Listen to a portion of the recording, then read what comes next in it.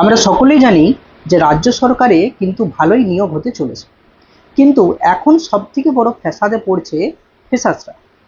ফ্রেশার্সদের কাছে সবথেকে বড় অ্যাডভান্টেজ এবং ডিসঅ্যাডভান্টেজ দুটাই হচ্ছে, সেটা হচ্ছে কি, অনলাইন সোর্সেস এত বেশি যে তারা এক গাদা সোর্সকে একসঙ্গে পড়তে গিয়ে শেষ অবধি কিন্তু ভালোভাবে পড়তে পারছে না।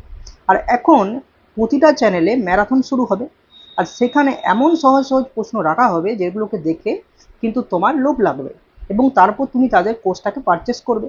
এইভাবে তোমার 1.5 বছর পেরিয়ে যাবে, কিন্তু তুমি কোনো বেশিরভাগ করে তুমি কিন্তু কোনো চাকরিতে কোয়ালিফাই করতে পারবে না। তাই তোমার প্রধান লক্ষ্য আমি বলবো যে বই পড়ো।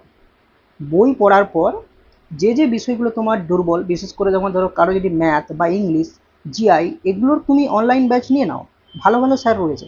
কিন্তু জিকে জিএসটা কিন্তু তোমরা বই পড়ো, নাহলে কিন্তু সিলেকশন হবে না।